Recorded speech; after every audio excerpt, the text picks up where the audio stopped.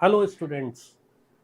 Last video में हम लोगों ने देखा था कि कैसे हम लोगों ने परचेज ऑर्डर को जनरेट किया था।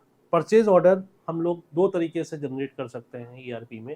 पहला है हमारा अगेंस्ट इंडेंट।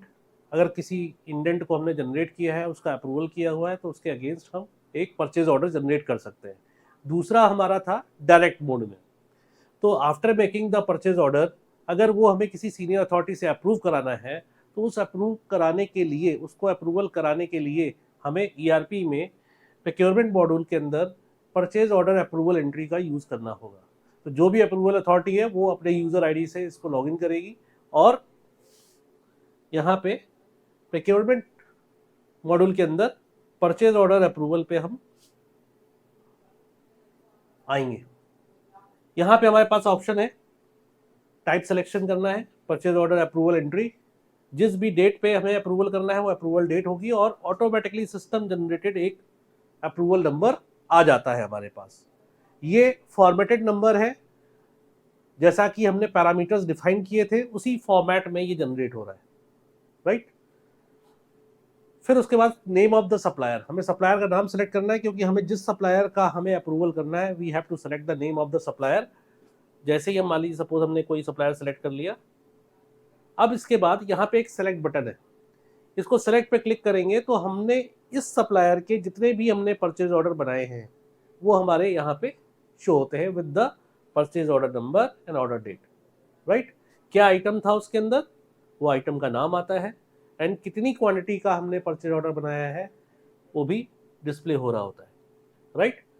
अब इसमें से जिस भी ऑर्डर का हमें अप्रूवल करना है उस ऑर्डर को सेलेक्ट करते हैं, वो ऑटोमेटिकली सेलेक्ट हो जाएगा और ओके पे क्लिक करेंगे।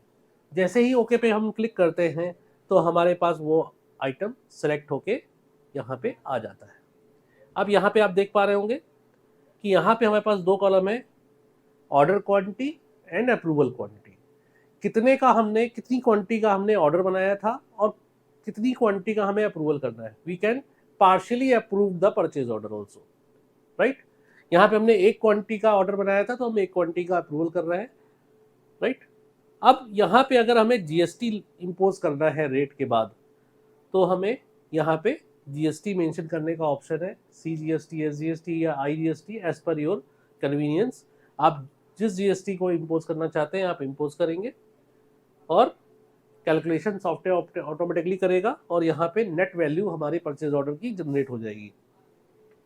आप यहाँ पे देख पा रहे होंगे कुछ फील्ड्स हैं हमारे जो हम लोगों ने परचेज ऑर्डर बनाते समय डिस्कस किए थे। जो भी अपने परचेज ऑर्डर में वो टर्म्स डाले हैं वो ऑटोमेटिकली यहाँ पे उठ के आ जाएंगे, आपको दोबारा फिल करने की जरूरत नहीं है अप्रूवल अथॉरिटी को। अप्रूवल अथॉरिटी सिर्फ उसको चेक करेगा और सिंपली यहाँ पे सेव पे क्लिक करेगा, राइट।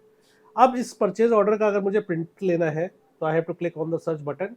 जिस भी ऑर्डर को मुझे प्रिंट लेना है उस ऑर्डर को सिलेक्ट करेंगे, राइट, दिस वन, और click on the print button.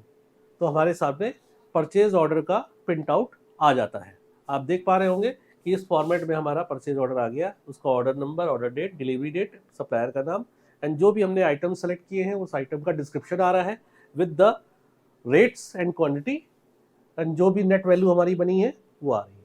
जो भी हमारे टर्म्स हैं वो सारे टर्म्स यहाँ पे मेंशनड है जो कि हमें मेंशन करने होते हैं परचेज ऑर्डर पे, and we will sign here the purchase order और हम वेंडर को इसका प्रिंट आउट रिलीज कर देते हैं। तो this is all about the purchase order approval. Thank you.